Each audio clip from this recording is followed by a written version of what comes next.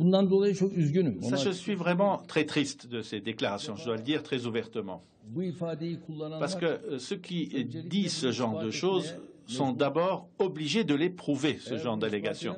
Parce que s'ils n'arrivent pas à prouver ce genre d'allégations, ça veut dire qu'il s'agit d'un manque de respect très important contre la République de Turquie. Et les gens qui font ça sont en train de nous calomnier. Ce sont des calomniateurs. Parce que, d'abord, le pays dont nous achetons surtout le pétrole et le gaz naturel, c'est la Russie. Ils le savent quand même, ça. Deuxièmement, nous achetons du pétrole et du gaz naturel à l'Iran. Troisièmement, nous achetons à l'Azerbaïdjan. Quatrièmement, nous achetons à l'Irak du Nord. Cinquième rang, l'Algérie et le Qatar pour le gaz naturel sous forme de LNG. Donc ce sont des mensonges. Mais bien sûr, ce sont des mensonges. Et ce sont des calomnies, surtout. Écoutez, à l'heure actuelle, après le programme, je pourrais vous donner le document, il y a un rapport du Trésor des États-Unis, une déclaration du Trésor, qui déclare que, à travers des entreprises appartenant à la Fédération de Russie, le Daesh fait des ventes de pétrole communes. À qui? Au régime syrien. Le Daesh vend son pétrole au régime syrien. Nous avons des documents.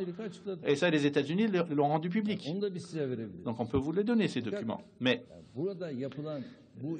ce genre de calomnies que l'on fait ici, ce genre de déclarations qui ne sont pas honnêtes, sont vraiment, sur le plan politique ou sur le genre de gens qui sont arrivés à haut niveau dans la direction des pays, n'est pas digne de...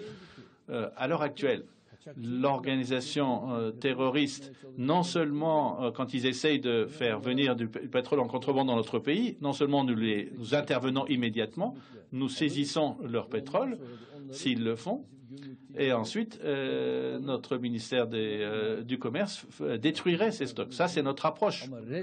Mais officiellement, je viens de vous citer les pays dont nous achetons du pétrole. Notre premier fournisseur, c'est la Russie. Les responsables russes ne devraient pas dire ce genre de choses. C'est une honte. Et nous n'avons jamais, mais jamais ce genre de commerce avec les organisations terroristes. Il faut le prouver si on l'avance.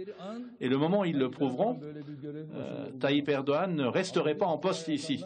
Mais ceux qui font ce genre de calomnie, est-ce qu'ils vont quitter leur poste à ce moment-là? Nous vivons avec notre honneur et nous continuerons à vivre en gens d'honneur. Moi, je peux vous dire la chose suivante. En 2014, nous avons